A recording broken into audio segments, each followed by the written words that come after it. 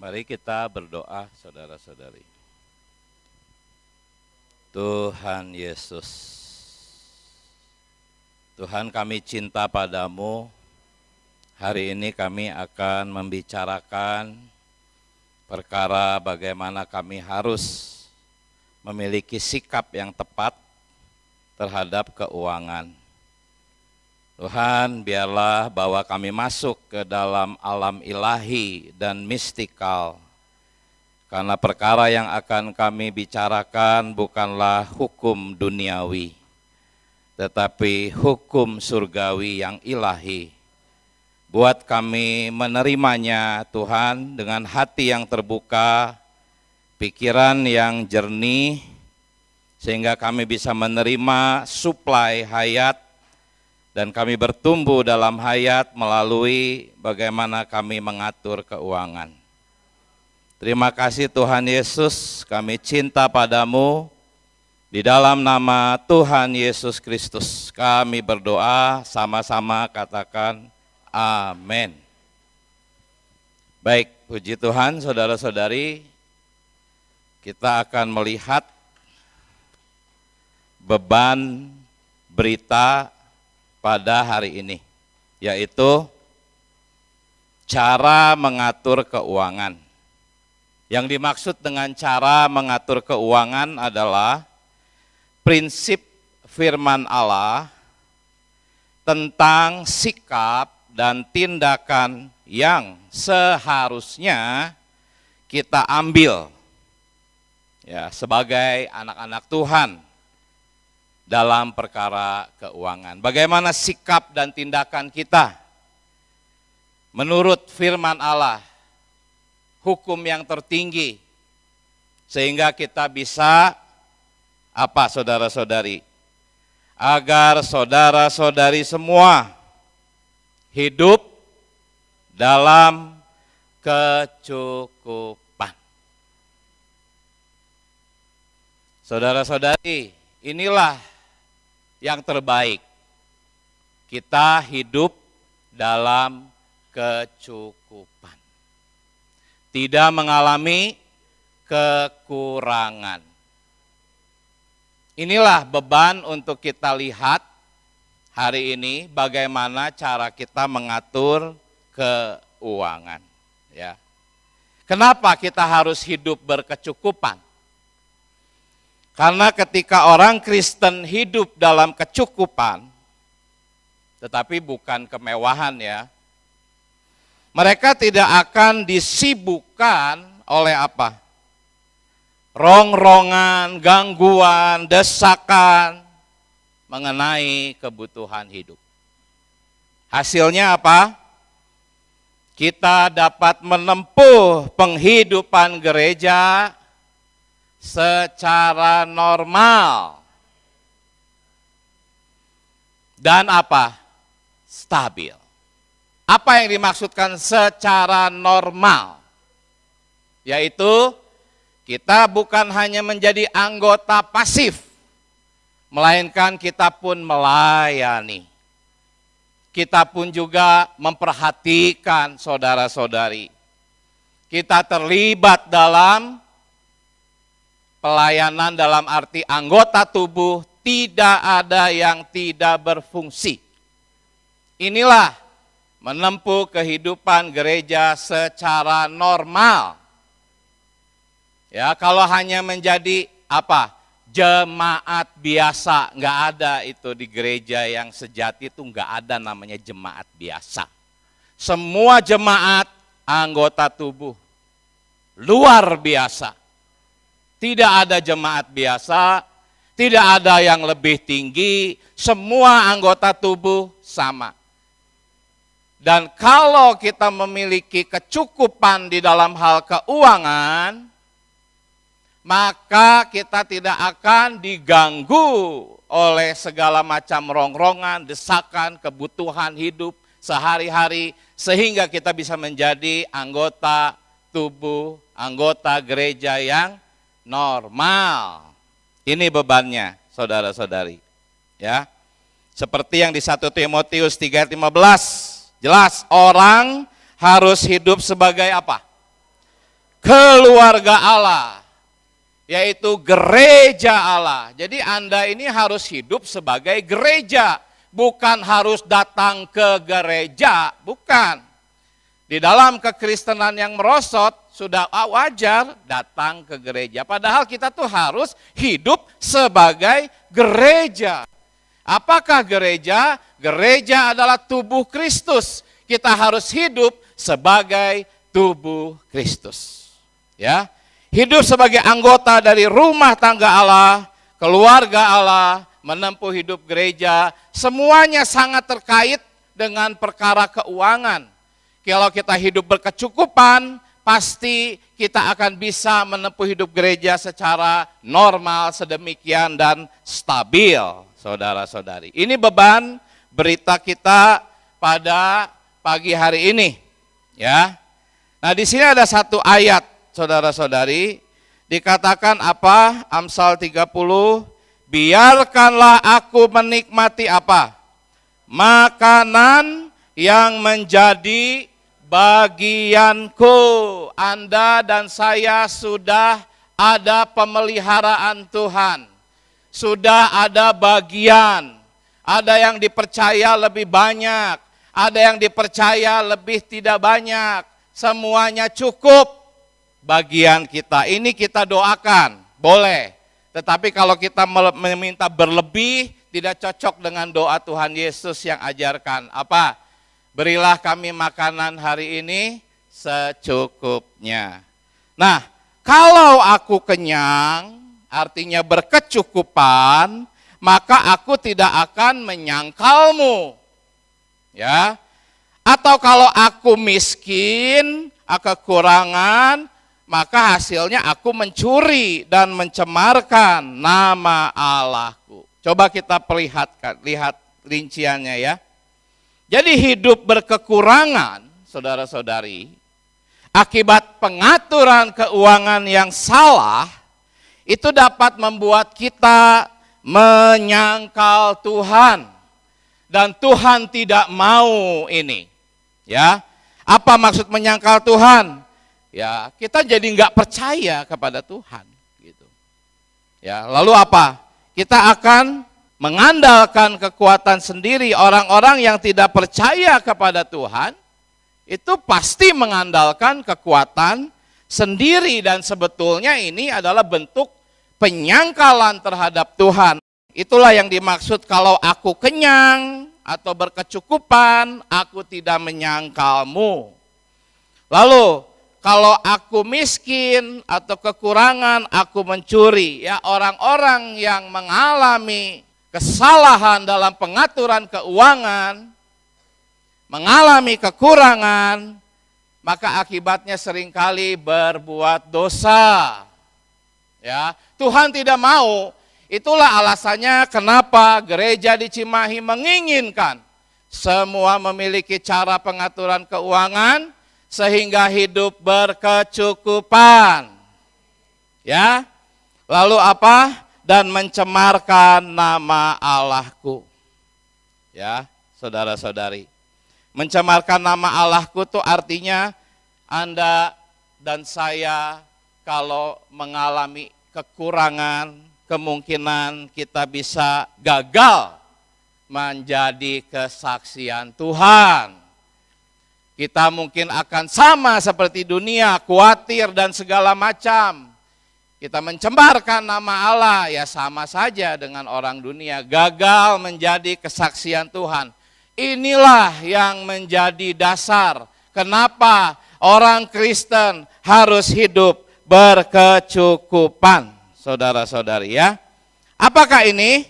Kalau ini terjadi, maka ini kerugian yang sangat besar bagi gereja. Jikalau Anda mengalami perkara-perkara negatif ini, gereja rugi besar, saudara-saudari. Ya. Karena itu 2 Korintus 8 ayat 9 berkata, Allah sanggup melimpahkan kasih karunia kepada kamu, supaya kamu senantiasa berkecukupan dalam segala sesuatu dan malah berkelebihan dalam berbagai kebajikan, bukan berkelebihan dalam harta, tetapi karena Anda lebih dalam harta, maka Anda memiliki kebajikan yang lebih, ya. Nah, di sini ada satu kutipan dari buku Cara Mengatur Keuangan. Allah kan ingin semua anak-anaknya berkecukupan. Allah mampu membuat Anda dan saya berkecukupan. Kalau demikian, mengapa ada anak-anak Allah yang mengalami kekurangan dan kemiskinan? Ini bukan karena Allah tidak mampu menyuplai, saudara-saudari. Melainkan karena apa?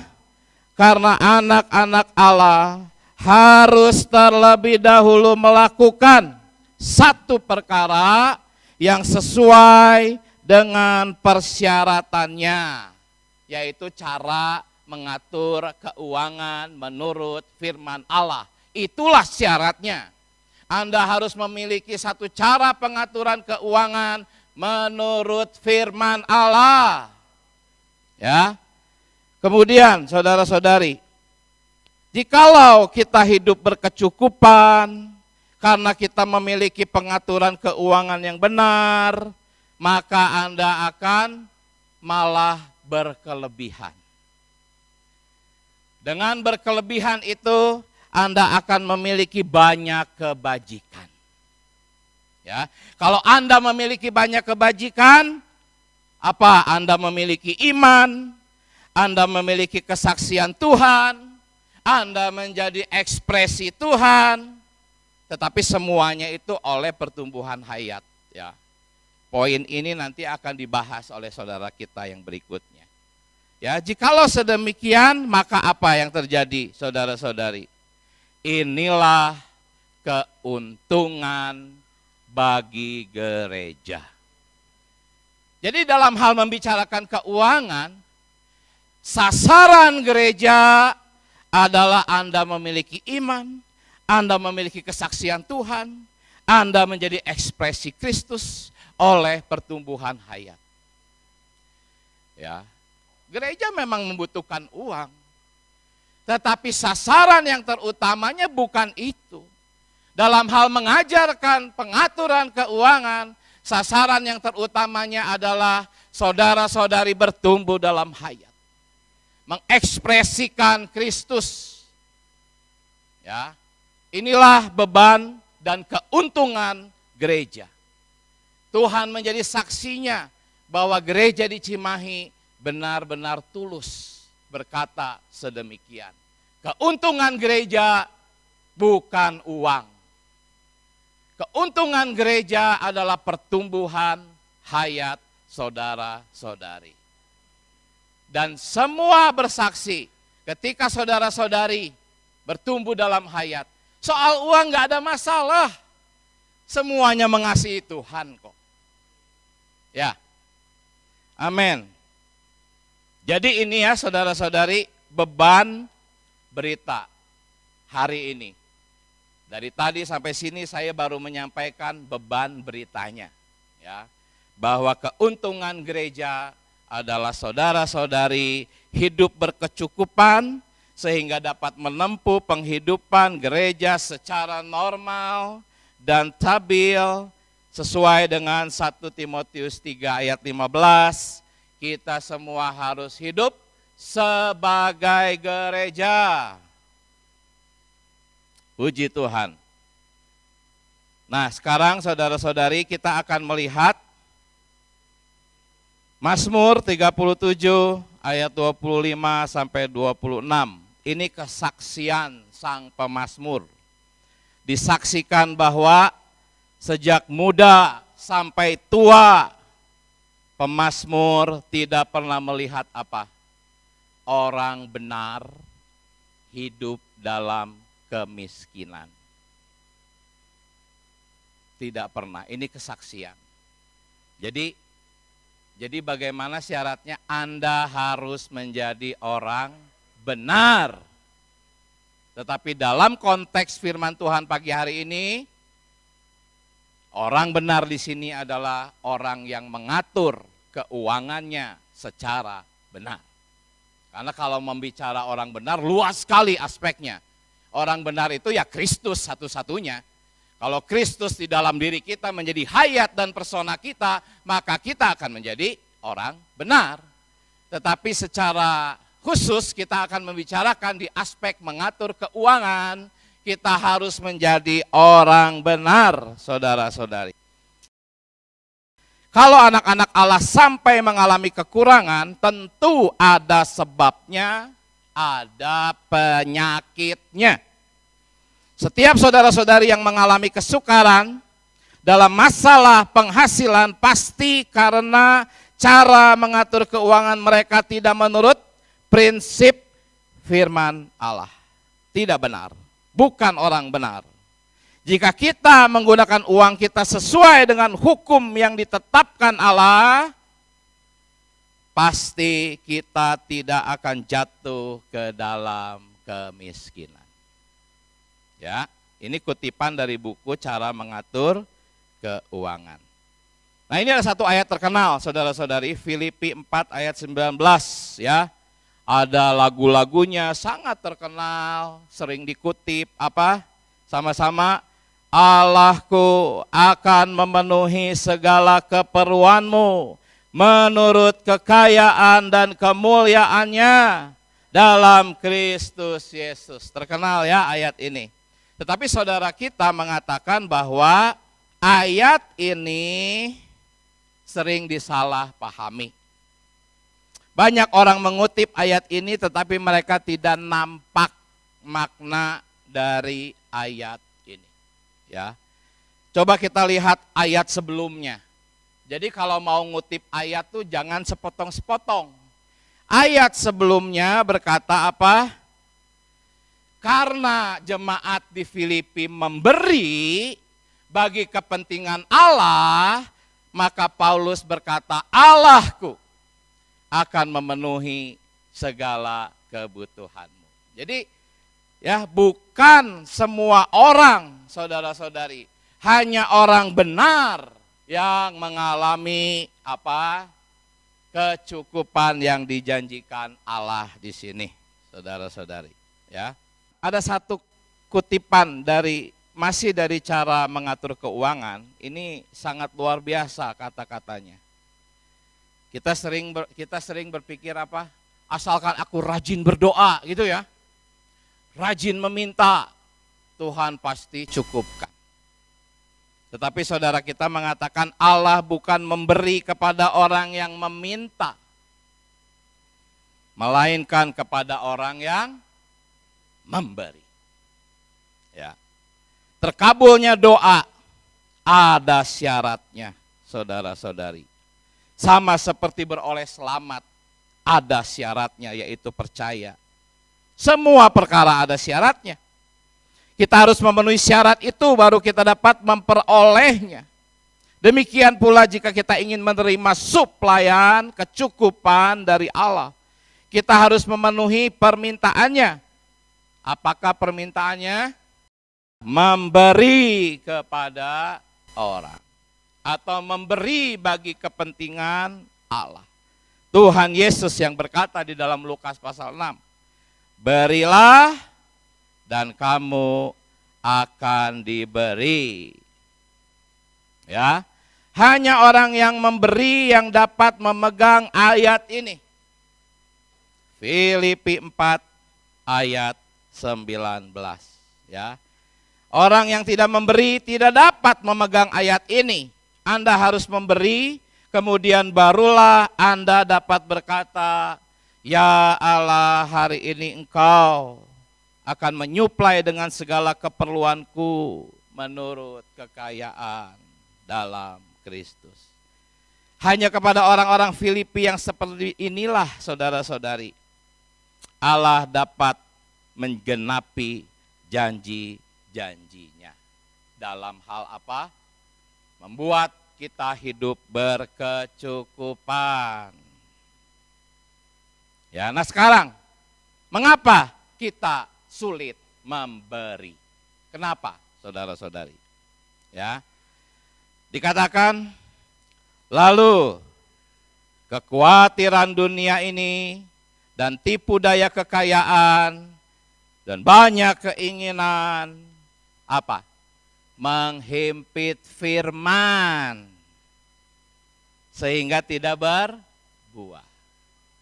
Sebentar saudara setelah mendengarkan firman, saudara berkata amin, saudara setuju, tetapi ada kekhawatiran yang membuat kita sulit memberi, saudara-saudari.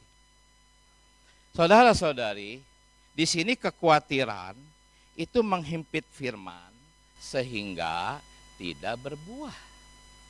Maksudnya apa? Memberi, melepaskan uang kita, itu adalah buah.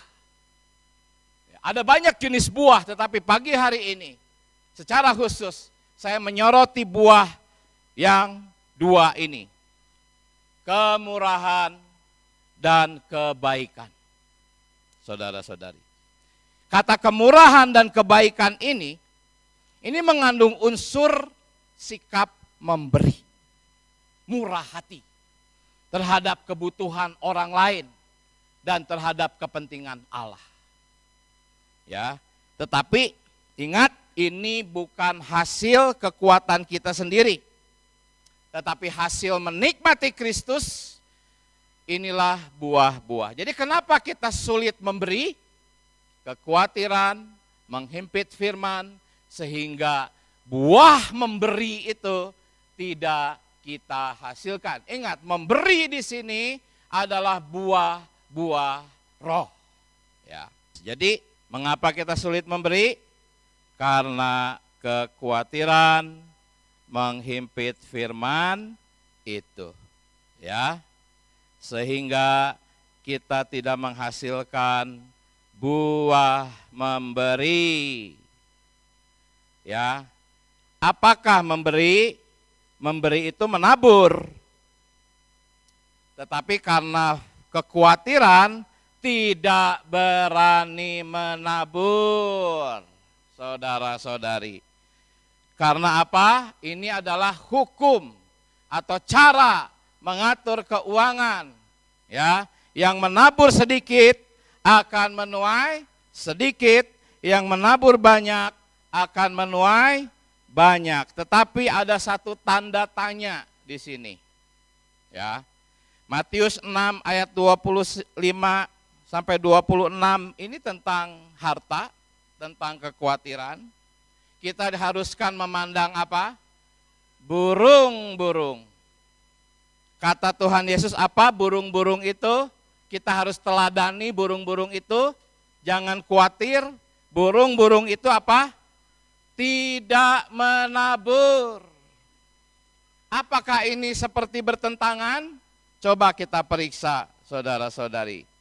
Ternyata maksudnya adalah lanjutan dari 2 Korintus 9 ayat 6 ayat 10-nya. Bahwa benih itu yang harus kita taburkan itu bukan hasil jeripayah kita. Itu berkat Allah. Allah lah yang memberikan benih itu kepada Anda dan saya. Ya. Itulah yang dimaksud bahwa burung-burung itu tidak menabur. Sebetulnya kalau kita tidak diberi benih oleh Allah, mana bisa kita menabur? Kita memang tidak bisa menabur. Allah lah yang menabur sebetulnya.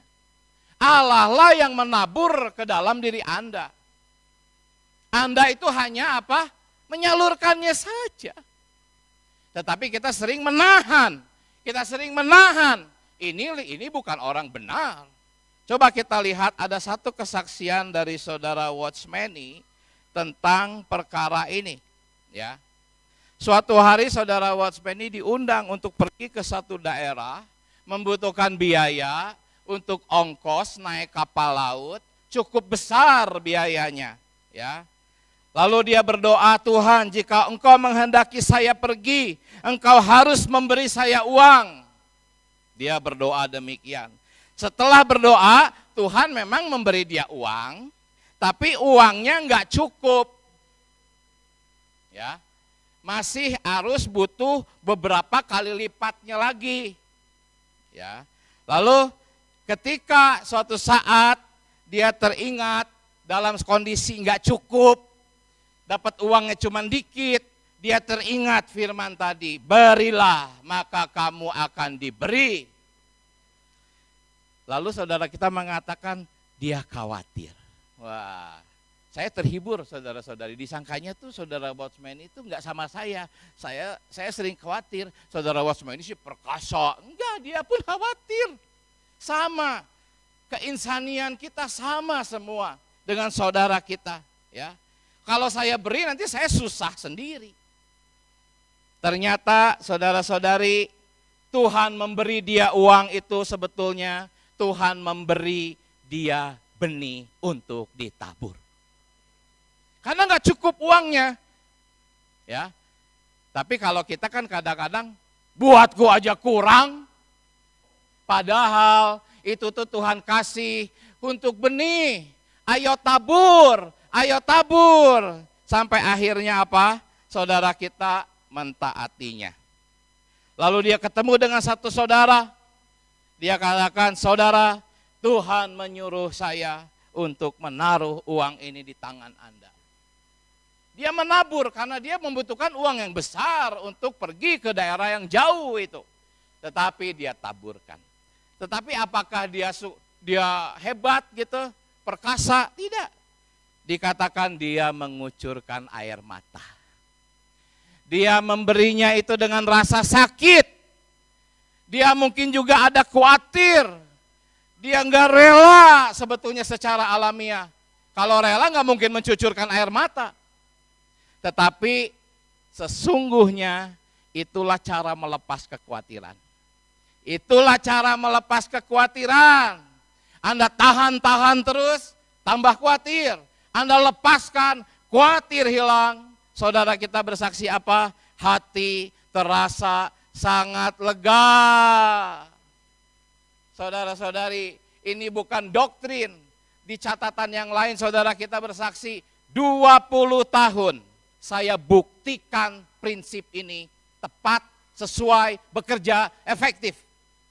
Kalau Anda mau mempraktekannya, saya percaya Tuhan tidak pernah ingkar janji. Ya. Jadi cara mengatur keuangan adalah memberi. Karena itu tadi saya berdoa, Tuhan Yesus, ini bukan hukum dunia. Ini hukum surgawi, hukum ilahi dan mistikal. Semoga saudara-saudari terbuka hati melihat prinsip ini. Cara dunia bagaimana? Pengeluaran diukur dari jumlah pemasukan. Jumlah pemasukan dikit, pengeluaran dikit. Tergantung jumlah pemasukan. Cara kita tidak. Pemasukan Anda tergantung pengeluaran Anda. Itu caranya, terbalik saudara-saudari. Tetapi berapa banyak yang mau percaya prinsip cara mengatur keuangan yang model begini. Semoga saudara-saudari melihat kebenaran ini. Ada kesaksian dari saudara Moore ya di buku itu. Ketika dia mengalami kekurangan, dia tidak berkata, aduh saya kekurangan. Tidak. Dia malah berkata apa? Wah, saya lalai dalam memberi. Saudara-saudari, ketika Anda kekurangan, ingat Tuhan Moore. Katakan, Tuhan, mungkin saya kurang memberi. Bukan Tuhan, saya kekurangan. Jangan seperti itu. Teladani, Tuhan, mungkin saya kurang memberi. Ya. Lalu ia tidak memohon untuk memberi tepung. Ia tidak memohon Tuhan supaya kasih tepung. Sebaliknya ia menyadari ini pasti ada barang-barang yang banyak tetapi nggak kepake. Saya sangat terjamah dengan kisah ini.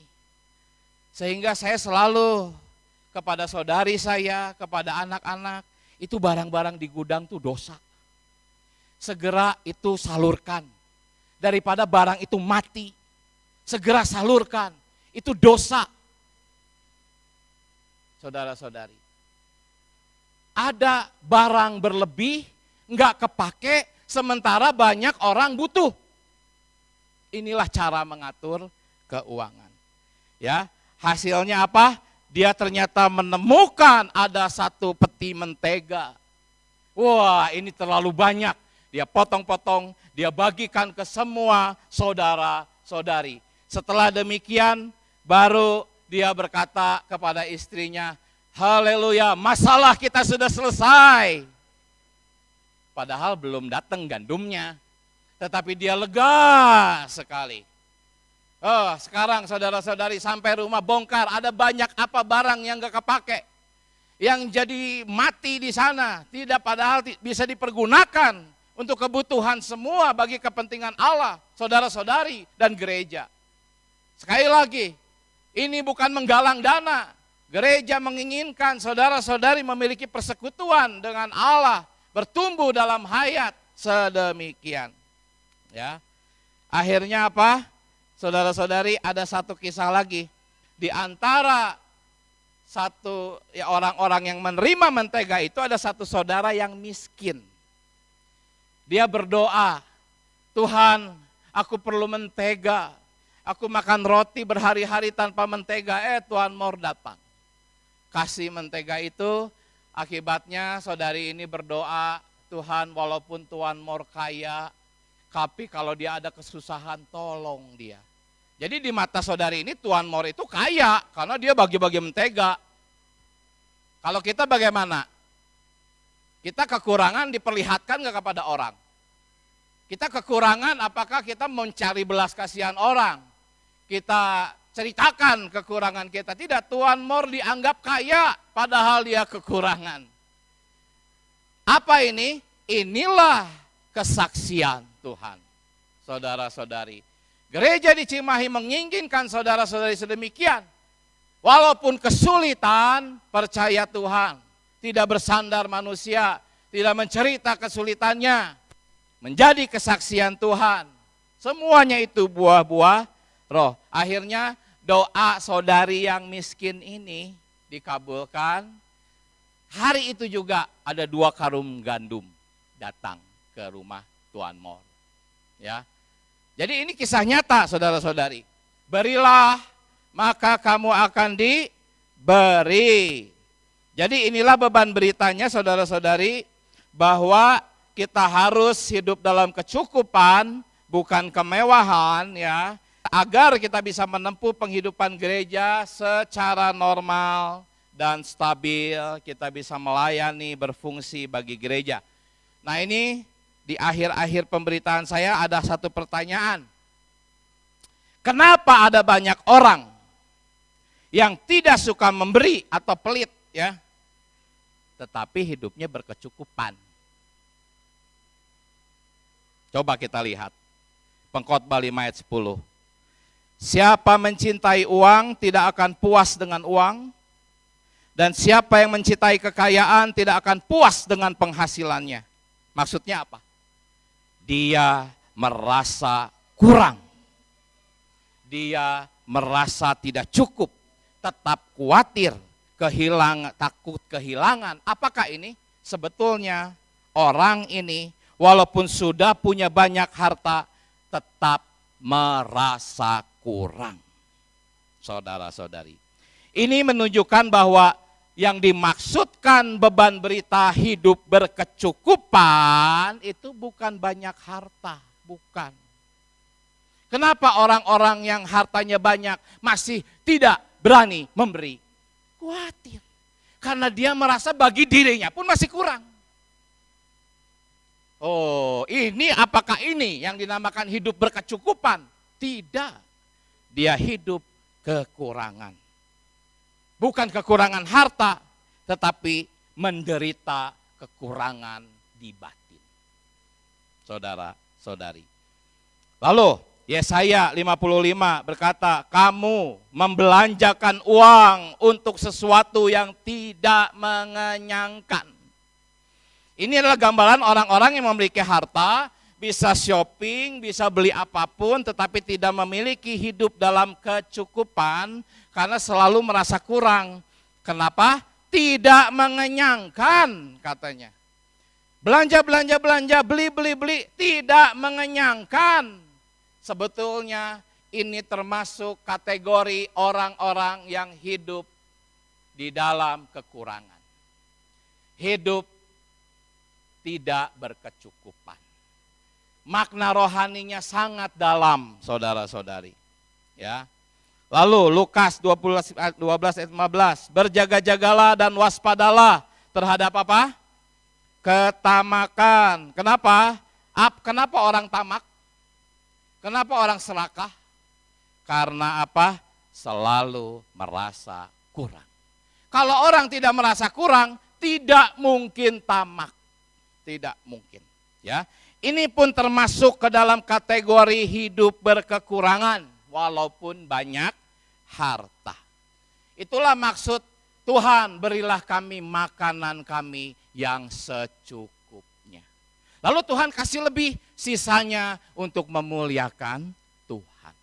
Berilah, maka kamu akan diberi. Inilah cara mengatur keuangan. Penutupnya saudara-saudari ada satu kutipan dari buku itu. Janganlah menjadi orang yang bodoh, yang selalu menerima, menimbun, menyimpan. Saudara-saudari, jalan kehidupan orang Kristen itu bergantung kepada memberi.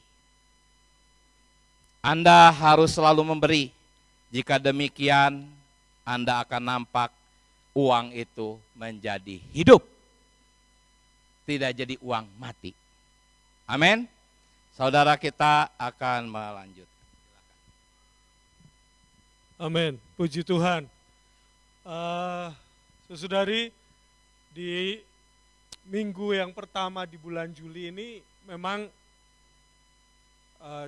cukup berat kita sajikan mengenai perkara mengatur keuangan.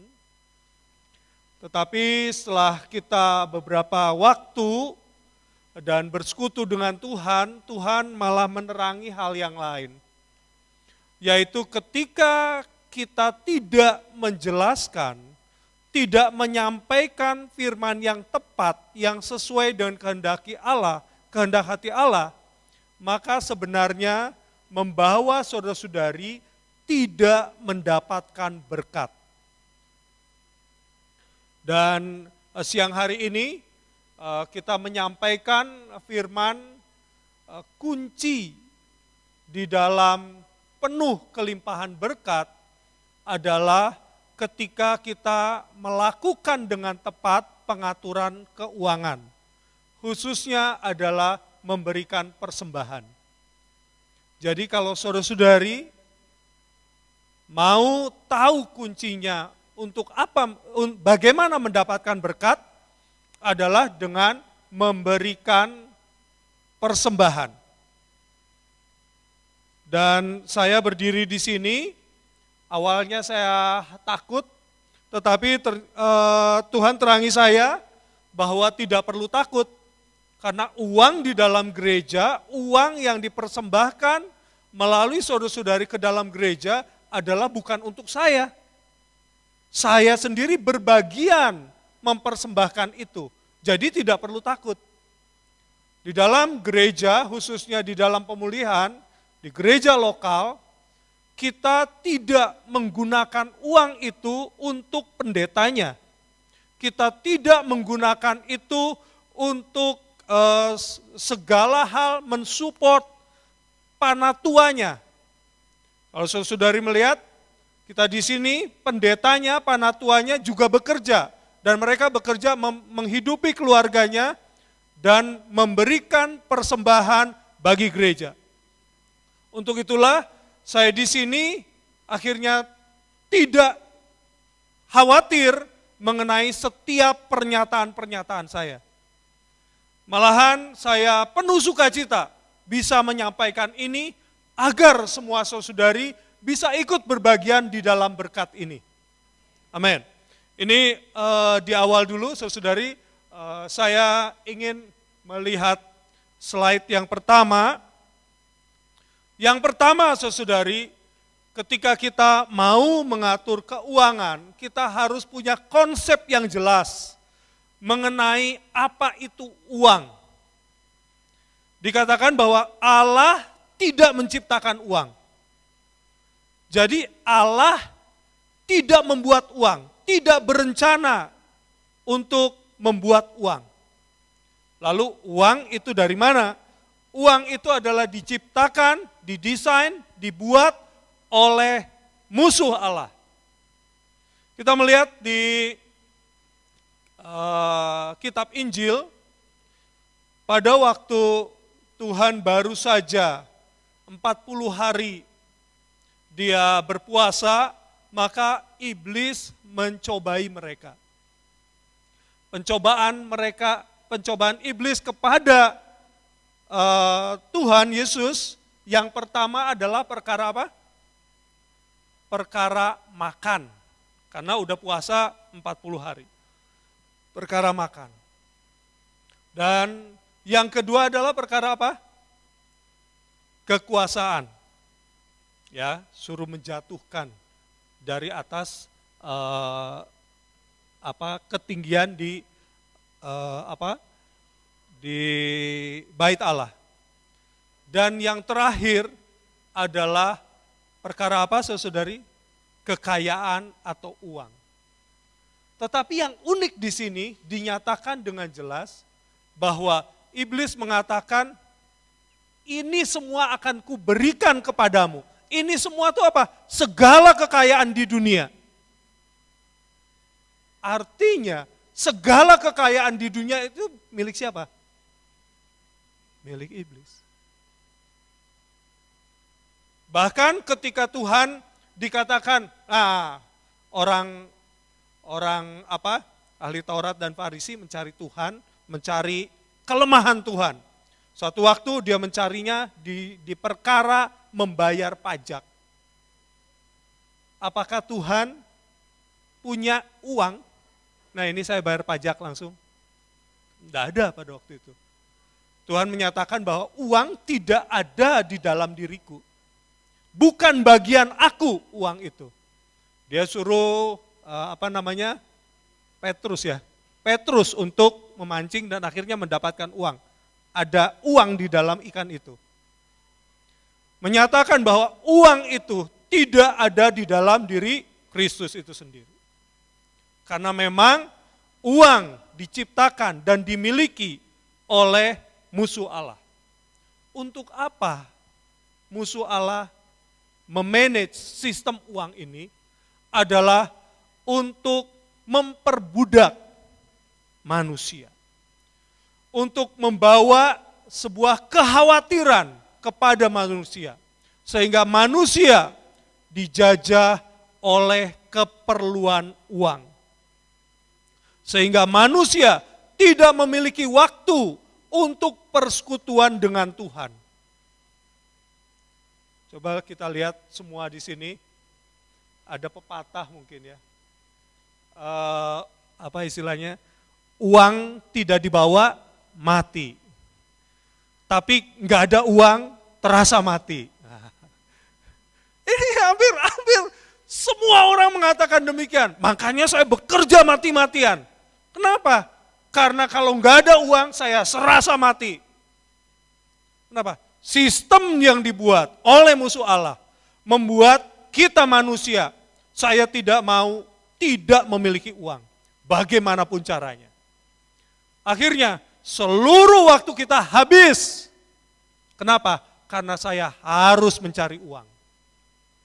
Inilah sistem perbudakan yang iblis buat agar kita terjajah oleh mamon, oleh uang. Untuk itulah saudari, kita harus melepaskan mamon. Berani melepaskan mamon melalui apa? mengatur keuangan dengan tepat, dan berani memberikan persembahan. Persekutuan ini adalah untuk kita semua. Saya sendiri di sini belajar juga demikian, dan saya yakin saudara-saudari juga perlu belajar untuk hal ini. Karena melalui mempersembahkan persembahan dengan pengaturan uang yang tepat, maka ada berkat Tuhan. Pemeliharaan Tuhan pasti akan mencukupkan kita. Dan bahkan Tuhan memberikan yang berlebih ke atas diri kita. Kenapa? Karena kita adalah anak-anaknya. Tetapi poin Tuhan adalah menginginkan anak-anaknya bersekutu dengan Tuhan. Anak-anaknya ada persekutuan yang tepat dengan Tuhan. Hari ini kita melalui pekerjaan, melalui uang yang memperbudak kita, maka kita tidak ada waktu persekutuan kita dengan Tuhan. Di beberapa tempat, khususnya mungkin di Tiongkok sana, ada yang 9 ke 9 sampai 9. Jadi dia mulai kerja tuh dari jam 9 pagi sampai dengan jam 9 malam. Gitu. Dan itu udah biasa. Kalau tidak, enggak mendapatkan uang, enggak mencukupi. Kenapa? Karena sistem dunia membuat sedemikian. Kita tahu bahwa mulai perang berkecambuk dan banyak kondisi-kondisi ekonomi yang berat, itu juga membuat kita akhirnya apa? Wah, makin harus bekerja. Semakin harus bekerja, semakin tidak ada waktu lagi untuk datang kepada Tuhan.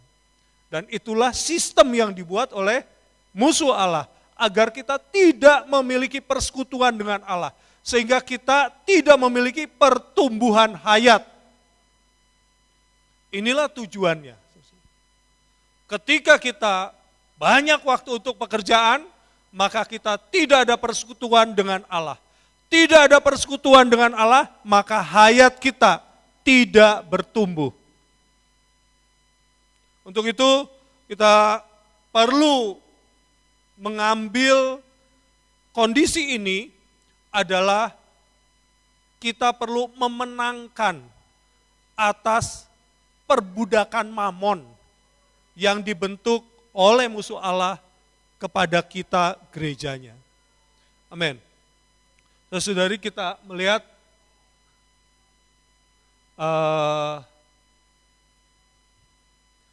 di Lukas tadi udah dibahas sama Saudara Diki, sudah cukup banyak.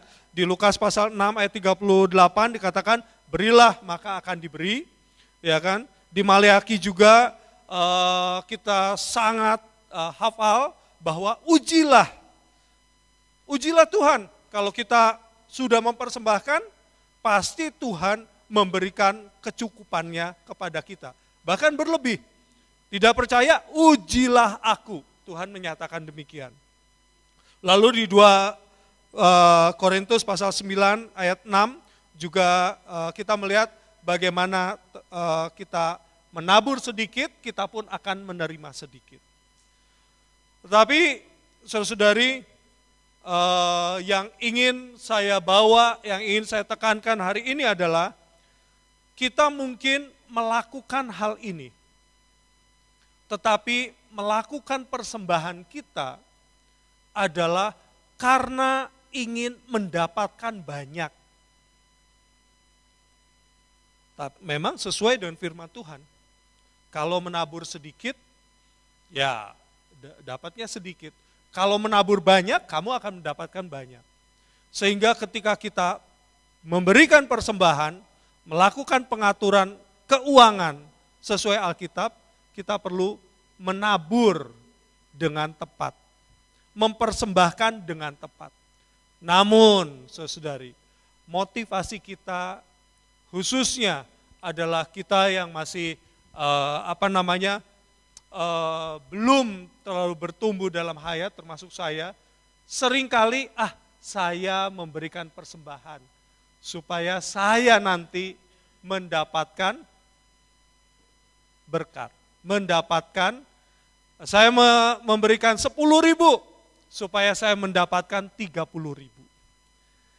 Nah, di sini saudari, kita harus jelas bahwa keinginan Allah bukan hal itunya. Kalau keinginan Allah hal itunya, maka mirip kita ini dengan saham, mirip dengan kita menitipkan uang dan harus kembali dengan bunganya. Tidak itu yang diinginkan Allah. Tetapi yang diinginkan Allah adalah kita seperti janda miskin, yang dia ada ataupun tidak ada, dia mempersembahkan 2 peser uang logam dan dia tidak meminta, bagaimana bagianku. Demikian juga janda yang di perjanjian lama itu adalah janda Safrat ya, Safrat dengan Imam Eli. Dia di dalam kondisi tidak memiliki apa-apa, lalu diminta oleh Imam Eli tepung, air, dan minyak. Padahal tepung, air, dan minyak itu hanya ada dia untuk makan saat itu. Setelah itu mati bersama anaknya. Tapi dia mempersembahkannya. Lalu di dalam firman itu dia tidak meminta. Tetapi Tuhan senantiasa menepati janjinya. Hari ini saudari, kita harus dibawa kepada level yang lebih tinggi. Memang di dalam firman Tuhan banyak mengatakan bahwa kita akan ketika kita memberi pasti akan diberi. Tetapi hayat kita harus dibawa lebih tinggi lagi. Yaitu ketika kita memberi, melepaskan mamon, jerat mamon di atas diri kita, maka kita tidak perlu meminta kepada Tuhan. Tetapi Tuhan pasti menjaminnya. Karena melalui ini kita belajar memiliki hayat yang lebih bertumbuh. Kita tidak lagi main, saya kasih nanti saya akan mendapatkan. Nah kan lebih besar, saya kasih lagi saya akan mendapatkan. Kan lebih besar lagi. Tidak demikian. Karena hal itu artinya kita terfokus kepada ketamakan. Tetapi begitu saya persembahkan, saya berikan, maka saya yakin Tuhan memberikan yang terbaik bagi saya. Seharusnya saudari, kondisi mempersembahkan ini, kondisi mengatur keuangan melalui persembahan ini, membawa kita semakin bertumbuh dalam hayat. Saudari, ini persekutuannya cukup berat, tapi saya yakin saudari, Tuhan terus menerangi kita. Sehingga pada waktunya kita perlu belajar agar persembahan-persembahan kita adalah persembahan bukan dari hitung-hitungan 10%, 15%, 20%, bukan dari hitung-hitungan. Tetapi persembahan dari perasaan hayat yang ada di dalam. Yang kita persembahkan bagi gereja, kita persembahkan bagi saudara-saudari, kita persembahkan bagi orang yang tidak mampu. Semua itu adalah karena pimpinan Tuhan yang di dalam. Kalau kita belajar melalui ini, saudara-saudari, maka kita terlepas dari perbudakan mamon di dalam diri kita. Jika kita mempersembahkan tidak lagi 10%, mungkin 40%, mungkin 60%. Dan mungkin seperti tadi yang dipersaksikan, kita semuanya kita berikan kepada Tuhan. Itu sangat berat saudari, karena standar di perjanjian baru juga berat. Tetapi ketika Tuhan ada di dalam diri kita, Tuhan memampukan segala hal ini. Saudara-saudari, di Matius ya, yang ada seorang muda, dia mengatakan dia sudah sempurna, saya sudah melakukan ini, firman Allah sudah lakukan, saya udah lakukan semua. Lalu apa yang harus saya lakukan? Tuhan mengatakan apa? Jualah semua harta milikmu, berikan kepada orang miskin, dan kamu ikutlah aku. Waduh, di situ saudari, orang muda ini sangat berat. Kenapa? Karena masalah hartanya. Tetapi harta yang seperti apa? Karena hatinya, hatinya tidak bisa melepaskan hartanya. Tetapi banyak orang yang bisa hatinya melepaskan hartanya. Saudara-saudari, kita harus minta kepada Tuhan. Tuhan, aku mau bisa melepaskan segala hal yang Engkau minta di atas diriku. Bahkan hartaku. Sehingga Engkau bisa menggantikan Engkau sendiri sebagai berkat yang ultima daripada segala sesuatu. Tidak mudah, saudari. Tapi itulah standar di dalam kerajaan Allah. Kita perlu minta kepada Tuhan. Tuhan, aku belum mampu, tapi biarlah Engkau yang memampukan aku, agar aku semakin dewasa di dalam hayat. Amin. Puji Tuhan, saudari, demikian firman Tuhan, dan semoga kita bisa belajar melakukan pengaturan keuangan, memberikan persembahan sesuai pimpinan Tuhan yang ada di dalam diri kita. Amin. Kita tutup di dalam doa. Amin. Tuhan, sungguh terima kasih untuk setiap firman-Mu siang hari ini kepada kami. Pimpin kami Tuhan, di dalam perkara pengaturan keuangan ini. Kami perlu diri-Mu sebagai terang bagi kami. Apa yang kami harus lakukan, Engkau menerangi setiap langkah kami.